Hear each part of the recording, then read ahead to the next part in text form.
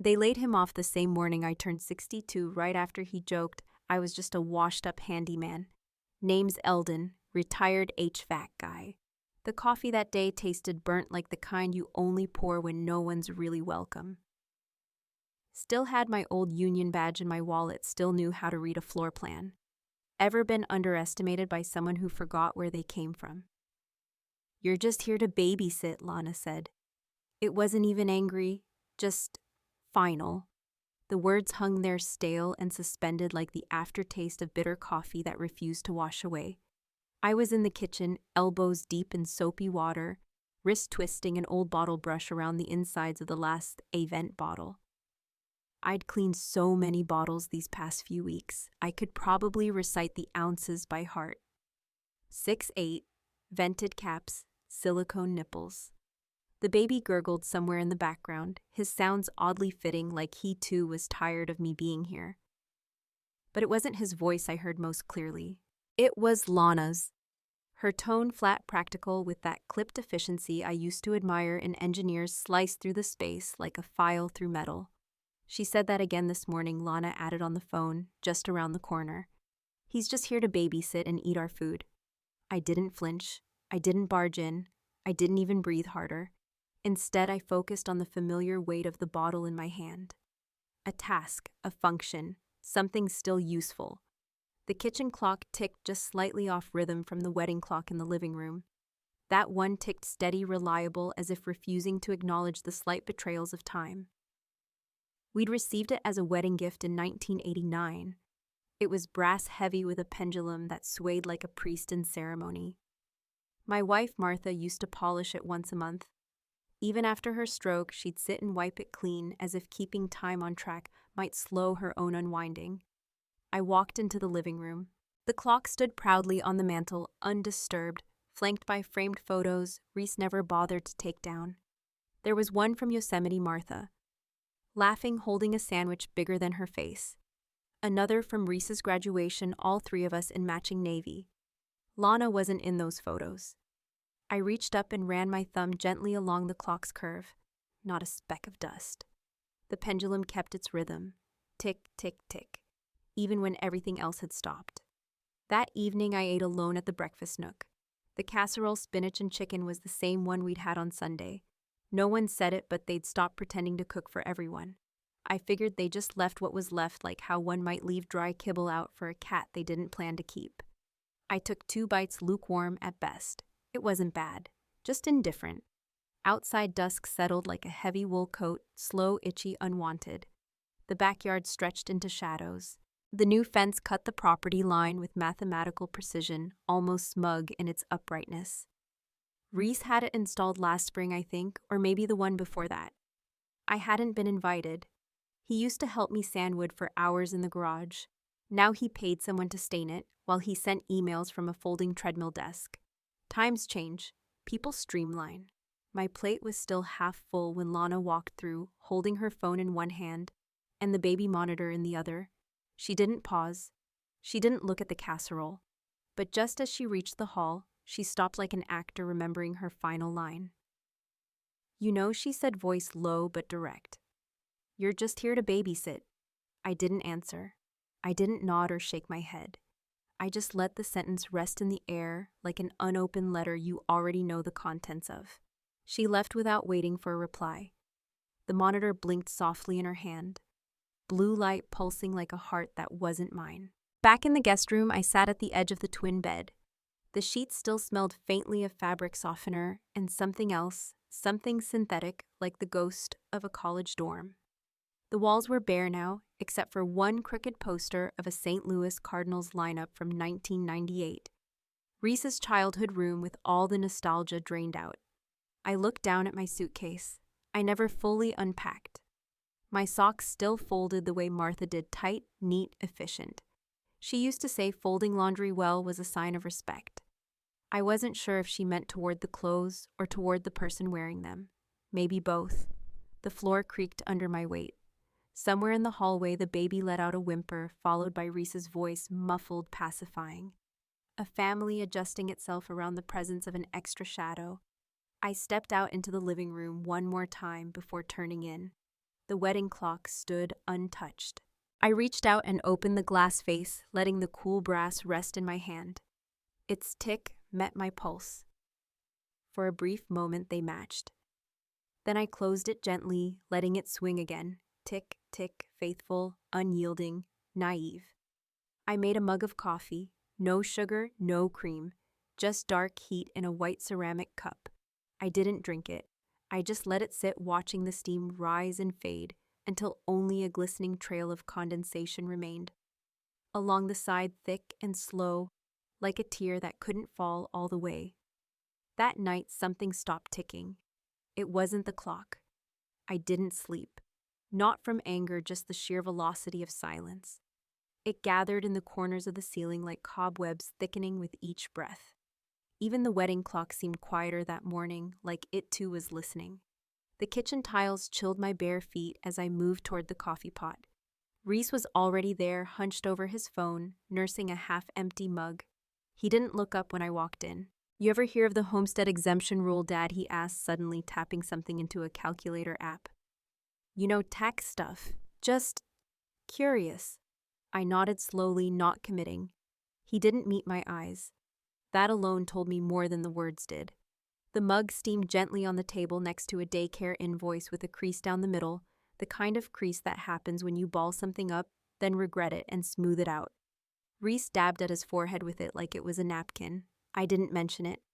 By mid-morning, Lana breezed in wearing shoes that glinted slightly in the sunlight. Leather European, cut a burnished ox blood tone. I recognized them immediately.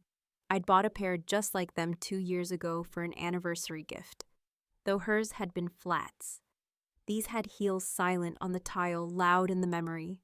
I was feeding the baby mashed banana more on my shirt than in her mouth when Lana's voice piped from the home office down the hall.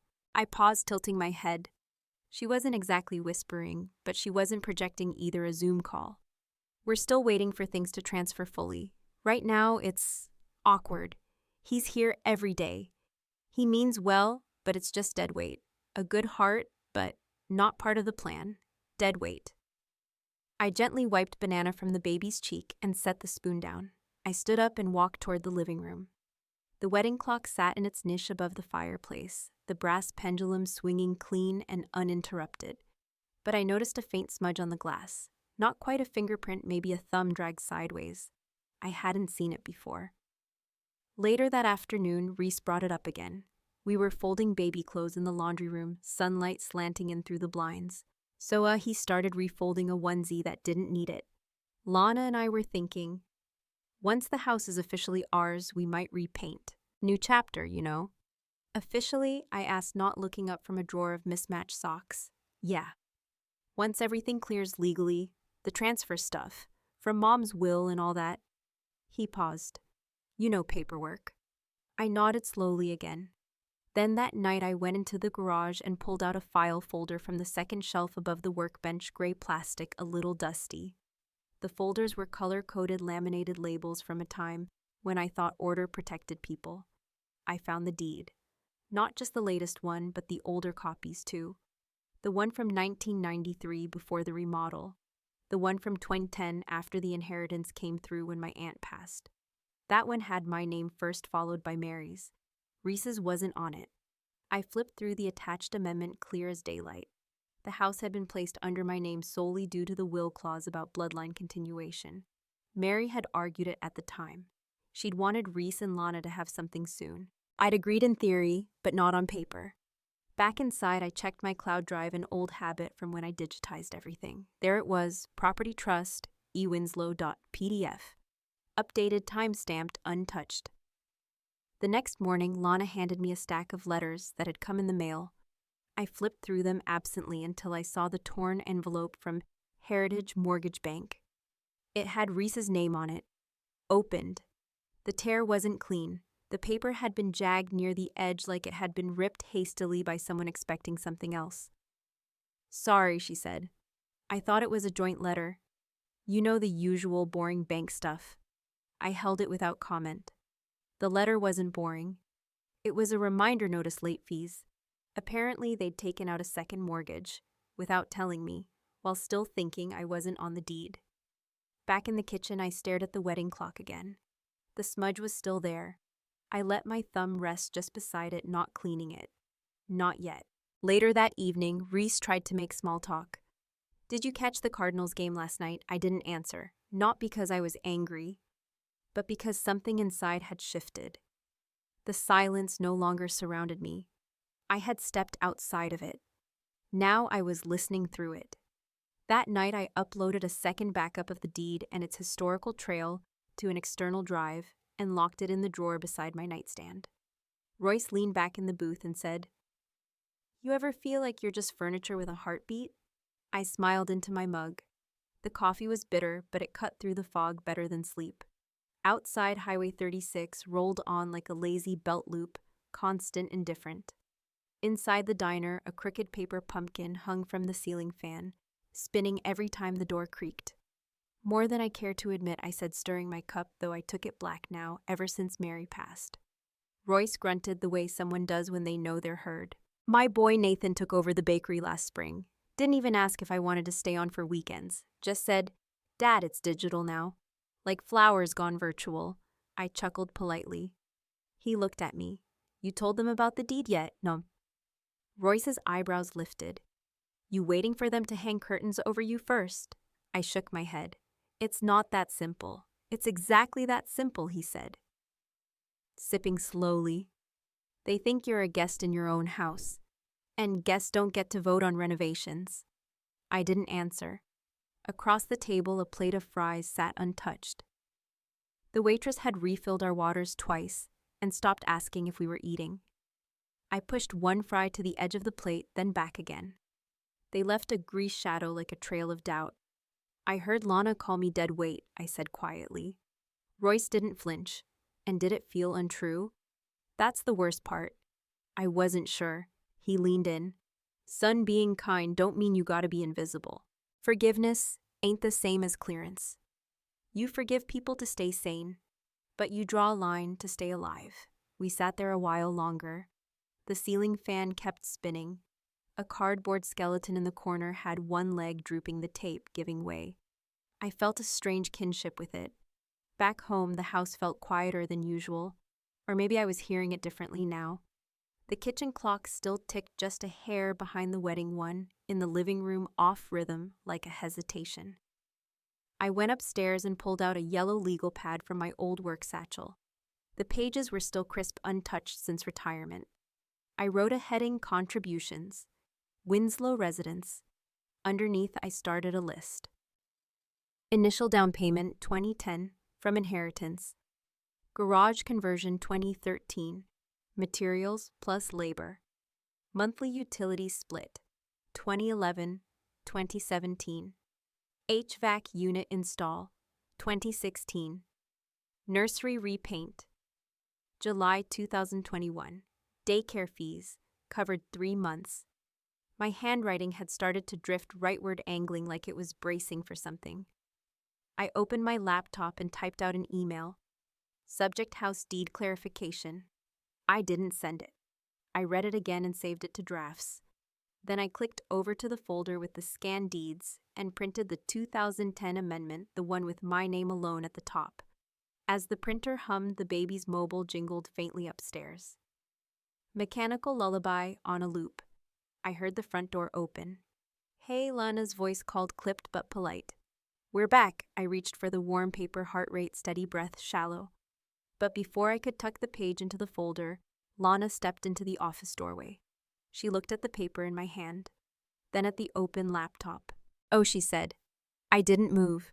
The printer spat out one last page behind me, the sound absurdly loud in the silence. She didn't speak, just looked. The wedding clock in the living room ticked through it all, unbothered. I only noticed the crack in the clock because I was polishing it. Force of habit, I guess. The rag in my hand froze mid-circle. Just beneath the 10 o'clock mark on the glass dome, a thin line veered downward like a spider vein. It hadn't been there before, or maybe it had. Maybe I'd been too busy squinting at the hour hand all these weeks, waiting for something to arrive or pass. The morning light filtered through the maple outside, slanting amber onto the counter. The air smelled like yesterday's burnt toast and baby formula. A post-it note sat neatly on my breakfast chair, handwritten in Reese's blocky scrawl, Wells Fargo login, in case you need to check daycare autopays. Then below that, a scribbled username and partial password. No explanation. No greeting. I picked it up, turned it over, blank. I folded it in half and slid it into my shirt pocket without sitting down. They'd gone out early. Lana had a prenatal yoga workshop she taught on Saturdays, and Reese had begun volunteering at some downtown tax clinic out of guilt or resume building, I wasn't sure. The house was unusually still yet heavy. It felt like a hotel room 1 hour after checkout. I spent the morning sorting old folders, decade-old refinance paperwork, home insurance, my father's last will tucked behind an envelope marked, "Not for Eldon's eyes," in Mary's handwriting. I didn't open it. Then came the mortgage ledger mine, and Mary's signatures at the bottom, dated 2010. Reese's name wasn't added until 5 years later during one of their financial restructuring ideas. I placed it all in a manila folder labeled in sharp, black ink, "Property ownership, confirmed." At noon, I packed the wedding clock gently in an old towel and placed it in a Trader Joe's paper bag. I left a note by the fridge out running errands. Back before 3. Lana hated unscheduled departures. Driving into town, the trees lining the streets flashed red and gold in the rear view. At the corner of Elm and 12th, I paused by the old clock repair shop, Winslow's Clock and Watch, my cousin's place, until he passed. It was boarded up now. I kept driving, ended up at an auto repair shop where Royce liked to have coffee from the vending machine. He wasn't there. I left the clock in the passenger seat and walked into the post office instead. Inside, the line was short. A man in a leather jacket muttered about ballot returns. A child dropped a plush toy with one eye missing. At the window, I handed over the manila folder and said, "Certified. Signature required." And return address, the clerk asked, not looking up. I gave my lawyer's name, Catherine W. Keller, her office downtown. I'd already called earlier that week. She was expecting it. Anything else today, I hesitated. Then pulled out a smaller envelope from my coat. It held a notarized form, signed just this morning at the bank, limited power of attorney, granting Keller partial rights to act on my behalf in home-related matters. My signature was shaky but legible. The ink had barely dried. My hands trembled slightly as I passed it over. Not from fear, more like the ache that comes from pressing too hard on a pen after too many years of typing. Back at the house, I found Lana in the kitchen, pouring sparkling water into a mason jar, like it was an aesthetic ritual. "Where were you?" she asked without turning. "Just errands." She glanced over. "You took the clock." "Yeah." Silence. "Then it's sentimental, huh?" I nodded and placed it gently back on the shelf. The crack caught the light this time, unmistakable like a frown mid-sentence. That evening, I adjusted the hands, carefully aligning the hour to match the one in the kitchen. They were still a minute apart. I didn't fix the crack. As I washed the last of the dishes, a chime came from my laptop upstairs. From title at mdcountyregistry.gov. Subject ownership verification received. Case number A38871. I stood motionless for a moment, hands wet, the sponge still dripping. The house creaked somewhere overhead, the baby stirring or the house itself reacting to cooler weather. Fall settling in. The subject line just read, "Ownership update pending action." I stared at it while the frost on the outside of the kitchen window began to melt into slow tears. Inside, the radiator hummed its dull monotone. The house was quiet, almost eerily so, until the baby cried from the nursery. Neither Lana nor Reese moved. Just silence again. The kind that waits to be noticed. I got up, poured warm milk into a bottle, and went. The baby looked up with those curious eyes. No judgment, no history, just need. I held her, swayed with her, whispered the first line of a lullaby I hadn't sung in decades. And in that moment, as the bottle emptied and her breathing evened out, I realized how long it had been since I'd made a decision for myself. Back in the hallway, Reese stood near the thermostat, tapping his phone. He didn't look up. "Hey, Dad, quick question. Have you ever looked into refinancing?" His voice cracked on refinancing. I didn't answer right away. I walked past him toward my room. "We'll talk later," I said. He nodded, grateful for the delay. Later that morning, I met the title officer at a quiet municipal building in downtown Hannibal. The hallway smelled faintly of copier toner and mint disinfectant. Her name was Meredith, mid-40s direct.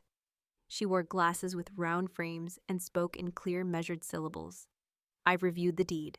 Based on the documentation, you're within full rights to request a transfer freeze, she said, sliding a form toward me. I signed it slowly, hand steady. For once, I didn't overthink it. Just ink to paper, something irreversible, final. Next stop, the bank. I opened a new checking account solely in my name. They offered coffee at the counter. I declined. Too many things in my life had come with sugar and strings. Back home, the porch steps were slick with frost. Lana was at the kitchen table pretending to look through meal plans. She glanced up. "You've been busy."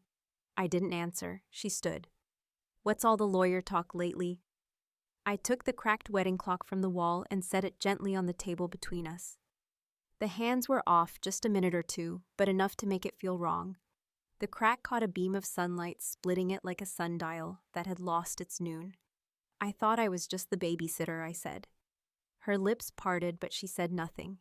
Her fingers tapped once on the table, an old habit from college debates I remembered, and then curled under themselves. I left her there in that still kitchen with the hum of the fridge and the silence of a marriage that never was hers. That evening, I brewed a cup of tea, sat down with my laptop. Subject regarding the house arrangement. Body polite, direct, no blame, no insults. Just facts and a firm notice of my intentions. I'd CC'd my lawyer and the title officer. Every sentence had been read aloud in my head first 3 times. And then without ceremony, I clicked send. There was a strange quiet after. Not relief exactly, something more skeletal. Like standing in a bare room after packing boxes you didn't know you owned. I stood to rinse the cup when a new email chimed in. From Lana, subject. "We need to talk. Now." The frost had returned on the window. The wedding clock stopped ticking at exactly 6:12 a.m. Right as Lana said, "You can't do this." I looked up from the mug in my hands, the steam curling upward like an unspoken reply. She stood in the hallway, still wearing the same robe from last night. One hand gripping her phone, the other tightening a belt that didn't need cinching. "I'm not trying to hurt anyone," I said. "That's rich," she hissed. "You want to kick your own family out. The deed says otherwise." She blinked hard as if that might turn back time, then crossed her arms so tightly it looked like she was holding herself together by sheer will. "I knew it," she said. "All those files, those emails, you've been planning this." "Planning," I repeated. "I've been surviving, there's a difference." Behind her, the hallway stretched empty, save for the toy giraffe still laying belly up near the nursery door. The house was unnaturally silent, the kind that wraps around your bones. Reese came in half-buttoned, holding his phone like it was a security blanket. He glanced between us, face, pale hair, still wet. "What's going on?" I slid the folder across the kitchen table, my fingerprints fogged on the matte plastic. "I wanted you both here." He didn't sit. "This," I said, tapping the folder, "is the original deed. And this," I held up a second document, notarized, dated, triple copied, is a declaration of sale intention. I'm listing the property in April." Lana's laugh had no music. "You can't just sell the house." "I can," I said quietly. "I will." She stared at me like I'd peeled my skin off. "We moved in because we thought—" "You said I was dead weight." I stood. "You looked me in the eye and said I was just here to babysit. People say things—" "Sure," I nodded. "And people make decisions." Reese finally dropped into a chair, as if gravity suddenly remembered him. "Dad, is this because of the refinancing talk?" "We didn't mean—" "You meant exactly what you said," I cut in. "You both have, for months." I reached into the paper bag at my feet and pulled out the clock. The crack across its glass face had deepened, barely visible, unless the light hit just right. Its hands pointed at 6:12, still and dignified. I set it down on the table like a final witness. "It stopped this morning," I said. I didn't notice until after I'd already made the calls. Lana stared at the clock like it had betrayed her. I turned back to the documents and slid the signed form out of the folder. My thumb left a slight crease. I've withdrawn shared access to all utilities and property liens. Starting January, I pay taxes solo.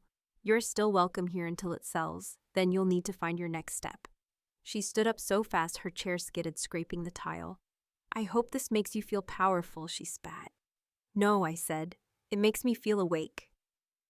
She stormed out, robe flaring behind her like a warning flag. The door to the nursery slammed a beat later. Reese stayed seated. He looked down at the coffee cup I'd poured him untouched. I just wanted things to be easy, he whispered. Easy isn't the same as fair, I replied. We sat in silence. Somewhere outside, a snowplow scraped the street with early conviction. The hum lingered after it was gone. On the table, I reached for the wedding clock and gently turned it over. I removed the battery panel, fished out the little AA cylinders, and wrapped them in a napkin. Then I lifted the clock itself and wrapped it in the old cloth Royce had handed me last week at the diner, blue plaid frayed at the edges. I'll be in the garage, I said, tucking the bundle under my arm. My phone buzzed in my back pocket. A text from Royce lit the screen. You free to grab pie, it read. I smiled, then typed, you buying a beat later always. Bring the good stories. I ate pumpkin pie on a paper plate at Royce's church basement. The crust flaked like it had something to prove, and the filling tasted homemade sweet without apology. Across the room, a slow cooker sputtered behind stacks of plastic cutlery, and a fold-out table bowed beneath trays of mac and cheese. My fork wobbled as I balanced it on the plate's edge. I'd never realized how much food could weigh in a room where no one expected anything from you. The bulletin board near the bathroom door read, Legal Clinic, Free Deed and Probate Consultations. Someone had written Bring Questions in red Sharpie beside it. Below that, a flyer for Furnace Prep 101 featured a grainy photo of Royce holding a wrench and smiling like a man who didn't know winter could disappoint. That day I wore a sweater I found buried in a moving box labeled Garage Stuff, Sentimental. My new studio was half the size of my old kitchen, but it had heat that worked and windows that let in light unfiltered by suspicion. Solitude felt like silence I'd asked for, rather than the kind pressed on me. Royce saw me looking at the flyer. We're short one volunteer for the clinic, he said, nursing a lukewarm cup of church coffee. Could use someone who actually read the fine print once or twice. I snorted. You mean someone who read their own deed out of spite? No, son, he replied, tapping my shoulder gently. Someone who turned spite into clarity. Later, while stacking folding chairs, a woman widowed, maybe early 60s, asked if I knew anything about winterizing crawl spaces. Her late husband used to handle it, she said, and her youngest had just moved 2 states over. I showed her how to feel for drafty corners near the water heater and recommended a type of insulation tape I trusted more than my own son's financial advice. She wrote it down in cursive on the back of a leftover napkin. Back at my apartment that evening, I opened a new bank account online and labeled it For Someone Someday. No deposits yet, but I liked the idea of naming things with hope. The guide started as a joke in my head. I typed the title first, What My Kids Never Asked. Then I wrote 1, Check your furnace filter. 2, Read your deed. 3, if someone calls you just anything, just a babysitter, just a roommate, listen carefully. They're telling you something. It wasn't a memoir. It was a reckoning disguised as bullet points. I kept it light, peppered with anecdotes, like how Lana once asked if thermostat calibration was still a thing, or the time Reese tried to patch a wall with glue stick and regret. The building creaked as the heat clicked on. I poured a little bourbon into a chipped mug and stepped onto my small balcony. Below, someone had lit a pine-scented candle in their window, flickering through the mesh of a drying screen. My phone buzzed. A voicemail. Lana. Her voice came through hesitant, like someone knocking on a door they used to own. I didn't know you were hurting like that, she said. Reese wants to talk. No apology. Just a tremor of regret, not quite shaped into ownership. I let the message sit unplayed again, as if it might change the next time. Behind me, the guide sat half-finished. I added one more line before bed 4. Some clocks don't break. They just outlast the hands that wound them. I picked up the clock from the repair shop the day the papers closed.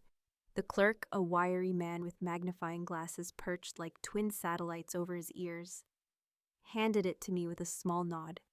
Took a while to match the glass, he said carefully, placing it into the foam-lined box. But it's good as new, stronger even. I ran my thumb along the edge where the crack had once lived. You could just barely feel the seam, like a healed scar on skin that had learned how to forgive itself. Back in my apartment, sunlight filtered through the north-facing window, landing soft on the dining nook I now used for coffee and crossword puzzles. The space was smaller than my old breakfast room, but it had a kind of stillness that didn't ask anything of me. I hung the clock above the table. It ticked exactly, on beat, no lag, no anticipation. I watched the second-hand loop once, then again. Time had become a rhythm I could trust. A manila folder sat on the corner of the table, its edges slightly curled from being carried back and forth to Royce's church twice a week. Inside were the final papers, the house deed transfer, the closing confirmation, and a note from my lawyer confirming the partial proceeds had been wired directly to the church's legal clinic. Royce called it poetic justice. I called it making use of what had nearly drowned me. A stack of thank you letters from the clinic's new clients sat underneath. I hadn't read all of them, but one stood out. A woman who'd been fighting for her late brother's estate wrote, "You helped me prove I wasn't invisible." No one had said my name in weeks until someone said, "Talk to Eldon." I tucked her letter into the same drawer as the clock's repair receipt. Not out of pride, more like stewardship, like keeping the story whole. That afternoon, I found a small envelope in the mail slot addressed in Reese's messy handwriting. Inside was a card, no words, just a crayon drawing of a small house with smoke curling from a chimney. Above the roof, in shaky blue letters, it read, "Papa's house." The walls of the house were the wrong shade of brown, and the windows looked more like eyes. Still, I placed the card next to the clock. They belonged together now. Later that night, I opened my laptop to check the church inbox. Royce had forwarded me something. Subject line: advice needed. Home title: confusion. Sender: a stranger. The body was polite, tentative, almost embarrassed. They'd heard about me from the workshop. Said someone named Royce had called me the guy who turned babysitting into boundaries. I stared at the screen for a moment. Then I clicked reply. Sure, I typed. Coffee this Tuesday before bed. I stood in the darkened kitchen and watched the second hand make its rounds. The glass gleamed faintly, the repaired edge catching just a sliver of moonlight. I didn't mention it, not to anyone. That seam was mine to know. It didn't need explaining. The light hit the repaired clock just right this morning, its glass pane warm with sun. No cracks, no tremble. I didn't need to check the time. I just listened, let the ticking fill the room like a quiet kind of courage. Sometimes the hardest boundaries are the ones you draw with people you still care about. But dignity isn't distance, it's choosing not to disappear in your own story. Even when things break, they can be mended into something stronger. Ever been handed a second chance that didn't look like one at first? Tell me about it in the comments or just sit with it a while. Either's just fine.